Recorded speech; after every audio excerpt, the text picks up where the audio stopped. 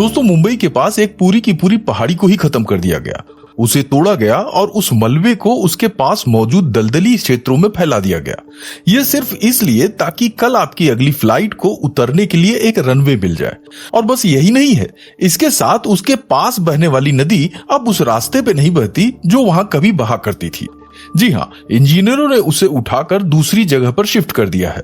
मतलब कि मुंबई से 600 किलोमीटर उत्तर में खेतों के बीचों बीच एक रनवे खड़ा है जो कि 3900 मीटर लंबा और इतना बड़ा कि उन विमानों के लिए बनाया गया है जो अभी तक भारत की धरती पर कभी उतरे ही नहीं है।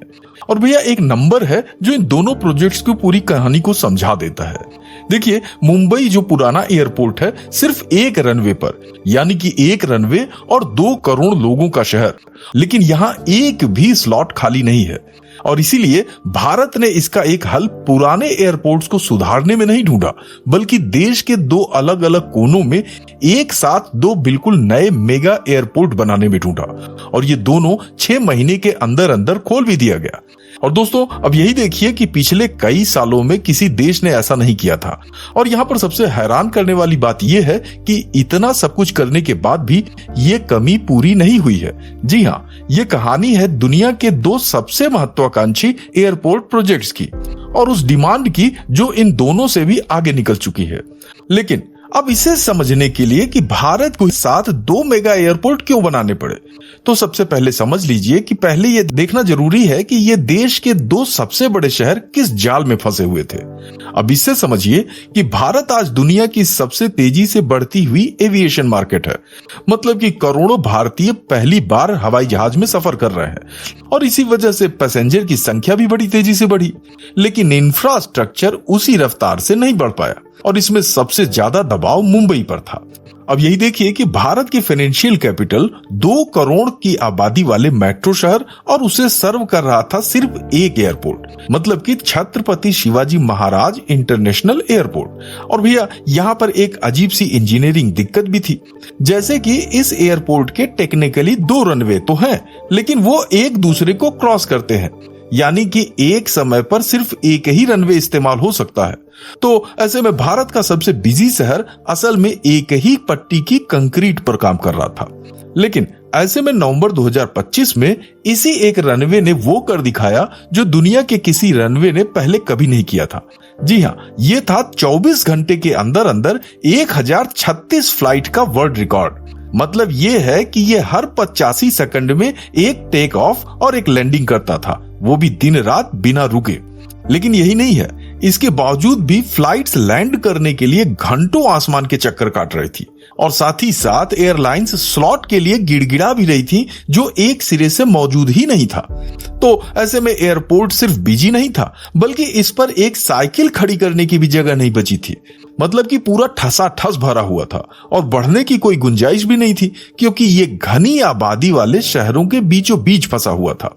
और ये बात सिर्फ मुंबई की ही नहीं है, दिल्ली की हालत भी कुछ अलग नहीं थी। अब यही देखिए कि इंदिरा गांधी इंटरनेशनल एयरपोर्ट, जो कि 3 करोड़ से ज्यादा आबादी वाले नेशनल कैपिटल रीजन का बोझ उठा रहा था। अब ऐसे में देश के दोनों आर्थिक इंजन एक साथ एक ही सीमा से टकरा रहे थे। और सच ये है कि किसी शहर के बीच में फंसे एयरपोर्ट को आप बढ़ा नहीं सकते। तो ऐसे में भारत के पास बस एक ही रास्ता बचा था और वो था खुली जमीन पर नए एयरपोर्ट बनाना, और वो भी इतने बड़े कि वो दशकों तक बढ़ते रह सकें, यानी कि ग्रीन फील्ड एयरपोर्ट, वो भी एक नहीं, 2 और एक साथ।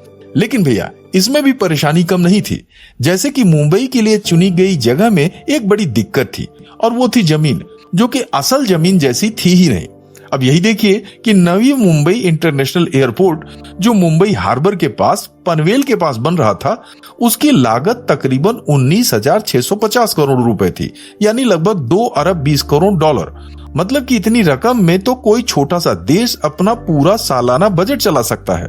और इसे भैया अडानी ग्रुप की अगुवाई वाले एक ज्वाइंट वेंचर ने बनाया, जिसमें अडानी की 74% की हिस्सेदारी है और बाकी हिस्सा राज्य की डेवलपमेंट अथॉरिटी यानी सिडको के पास है।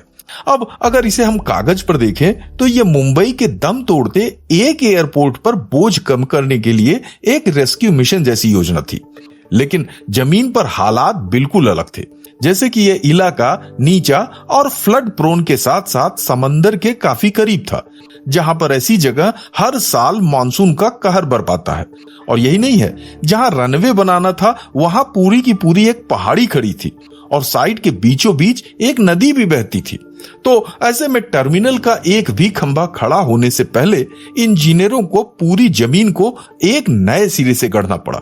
उन्होंने पहाड़ी को समतल किया, नदी का रास्ता बदला और फ्लड प्रोन पूरी साइड को पानी के लेवल से ऊपर उठाया। और यह सब असल एयरपोर्ट के निर्माण के शुरू होने से पहले किया गया। अब जरा सा यहाँ पर इस प्रोसेस को सोचिए कि पहले एक पहाड़ी को खत्म किया गया, फिर एक नदी को शिफ्ट किया गया और फिर कहीं जाकर जमीन को ऊपर उठा गया और उसके बाद कहीं जाकर असली निर्माण शुरू हुआ। और फिर इस जमीन के ऊपर जो टर्मिनल खड़ा हुआ उसे जहां हदीद आर्किटेक्ट्स ने डिजाइन किया है, जिसकी छत पर भारतीय परंपरा से प्रेरित कमल का फूल जैसा भी दिखता है। खैर, अब इसके पहले फेज के एक रनवे, एक टर्मिनल और सालाना 2 करोड़ पैसेंजर की क्षमता रखी गई, जिसका उद्घाटन अक्टूबर 2025 में हुआ और इसमें कमर्शियल फ्लाइट्स दिसंबर तक शुरू भी हो गई। लेकिन दोस्तों, यहाँ पर असली कहानी इसका मास्टर प्लान है। जैसे कि 4 टर्मिनल, 2 रनवे और पूरी क्षमता पर पहुंचने के बाद सालाना 9 करोड़ पैसेंजर यानी दुनिया के सबसे बड़े एयरपोर्ट में गिने जाने लायक बनना।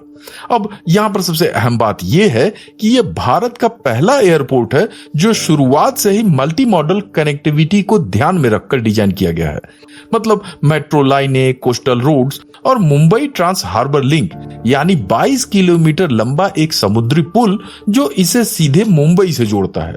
और इसलिए यह सिर्फ एक इमारत नहीं है, यह एक पूरे ट्रांसपोर्ट नेटवर्क का सेंटर बनाया गया है। और इस तरह से मुंबई को आखिरकार उसका दूसरा एयरपोर्ट मिल ही गया। और सबसे कमाल की बात तो यह है कि इतना बड़ा एयरपोर्ट बनाने के बावजूद भी ये काफी नहीं होगा, क्योंकि इसका राज छिपा है भारत की उस रफ्तार में जिस रफ्तार से ये देश बदल रहा है। और इसका अंदाजा आपको तभी होगा जब आप उत्तर की तरफ देखेंगे, क्योंकि वहां पर एक और भी बड़ा प्रोजेक्ट चल रहा है जो अपने वजूद की लड़ाई लड़ रहा था। यानी कि एक ऐसा एयरपोर्ट जो कई बार अपनी डेडलाइन चूक चुका है, यानी पार कर चुका है। जैसे कि नोएडा इंटरनेशनल एयरपोर्ट, जो कि उत्तर प्रदेश के जेवर में, जिसे दिल्ली के नेशनल कैपिटल रीजन के दक्षिण पूर्व दिशा से सर्व करना था। और इसका पहला फेज सितंबर 2024 में खुलना भी था, लेकिन अफसोस ये ऐसा हो नहीं सका, क्योंकि निर्माण में देरी, रेगुलेटरी अड़चने और एक के बाद एक डेडलाइन फिसलती चली गई।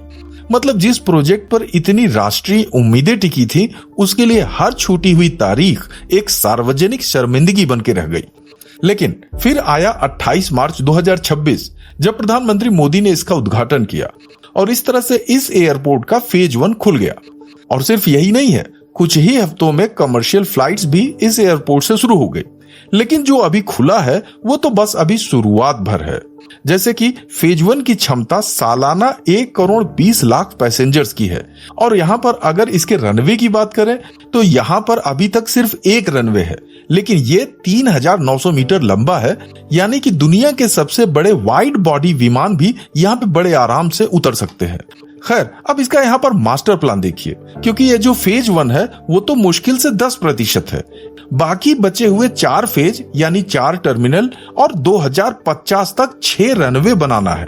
और ताज्जुब तो यह है कि दुनिया के ज्यादातर बड़े एयरपोर्ट सिर्फ और सिर्फ 2 या 3 रनवे पर चलते हैं। ऐसे में जब ये पूरी तरीके से तैयार हो जाएगा तो जेवर एशिया का सबसे बड़ा एयरपोर्ट एरिया बनने की योजना रखता है, जिसकी क्षमता सालाना 7 से 15 करोड़ पैसेंजर्स के बीच होगी। और इसके साथ प्रोजेक्ट की पूरी लागत लगभग 29,500 करोड़ रुपए यानी कि तकरीबन $3.5 अरब आंकी गई है।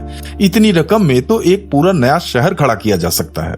और सबसे दिलचस्प बात तो यह है कि इसे बनाने और चलाने वाली कंपनी ज्यूरिख एयरपोर्ट की सब्सिडरी है, यानी वही स्विस ऑपरेटर जो यूरोप के सबसे सटीक और अनुशासित एयरपोर्ट्स में से एक चलाने के लिए जाना जाता है। और यही नहीं है, उनका दुनिया भर में सबसे बड़ा प्रोजेक्ट उत्तर प्रदेश के खेतों से निकलकर खड़ा हो रहा है।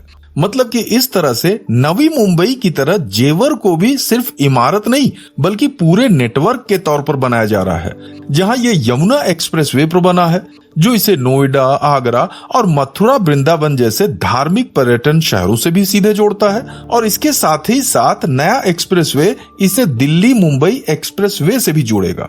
तो इस तरह से अब देश के दोनों कोनों में 2 ग्रीनफील्ड मेगा एयरपोर्ट 6 महीने के अंदर अंदर खुल चुके हैं। खैर, अब आता है वो हिस्सा जो सुनने में लगभग नामुमकिन लगता है, जैसे कि नवी मुंबई का बिल्कुल नया टर्मिनल जो अभी अभी खुला है, उसके बारे में ये अनुमान है कि खुलने के 12 से 15 महीनों के ही अंदर वो अपनी अधिकतम क्षमता तक पहुंच जाएगा। अब जरा यहाँ सोचिए कि 2 अरब 20 करोड़ डॉलर का ये एयरपोर्ट 1 साल के भीतर ही भर जाएगा। और यही भारतीय एविएशन की दिलचस्प हकीकत है, जहां एयरपोर्ट जो खुलता है वो खुलते ही पहले दिन से ही डिमांड के पीछे चलने लगता है। और भैया, ये सारी बात सरकार को पहले से पता है। जैसे कि 2026 में जिस हफ्ते जेवर खुला, उसी हफ्ते भारत की कैबिनेट ने 28,840 करोड़ रुपए की एक योजना को मंजूरी भी दे दी, जिसके तहत अगले 10 सालों में 100 और एयरपोर्ट्स को विकसित करना है, यानी कि देश भर की बिना इस्तेमाल हुई एयर स्ट्रिप्स को काम करने लायक एयरपोर्ट्स में बदलना। और गौर कीजिएगा, इस स्कीम का नाम है उड़ान और इसका मकसद साफ है, जहां करोड़ों भारतीयों तक हवाई सफर पहुंचाना जिन्होंने कभी प्लेन में पैर तक नहीं रखा है। तो दोस्तों, इस तरह से नवी मुंबई और जेवर ये मंजिल नहीं है, ये तो एक बहुत बड़े निर्माण अभियान के सिर्फ 2 सबसे बड़े टुकड़े हैं, जैसे कि गुजरात का ढोलेरा एयरपोर्ट और दर्जनों छोटे रीजनल एयरपोर्ट्स जो उन शहर तक हवाई सफर पहुंचा रहे हैं जिन्होंने पहले कभी इसे देखा तक नहीं है। लेकिन भैया, इस पूरी कहानी को सिर्फ तारीफ की नजर से देखना भी ठीक नहीं होगा, क्योंकि एक पहाड़ी को मिटाना और नदी का रास्ता बदल देना, ये फैसले पर्यावरण पर अपना असर छोड़ते हैं और इनकी लंबी अवधि में कीमत भी पूरी तरीके से सामने आ जाती है। जैसे कि जेवर एयरपोर्ट खुद कई साल की देरी और लागत की बढ़ोतरी झेल चुका है, और जिस रफ्तार से मास्टर प्लान बड़े बड़े आंकड़ों की बात करते हैं, उतनी ही तेजी से जमीन पर उन्हें पूरा करना भी एक चुनौती बना रहता है। फिलहाल इस बारे में आप क्या सोचते हैं? अपनी राय हमें कमेंट बॉक्स में जरूर दीजिएगा, और अगर ये वीडियो अच्छा लगा हो तो लाइक, शेयर, सब्सक्राइब और हाइप करना बिल्कुल न भूलें। मिलते हैं अगले दिलचस्प वीडियो में, तब तक अपना ख्याल रखें। जय हिंद।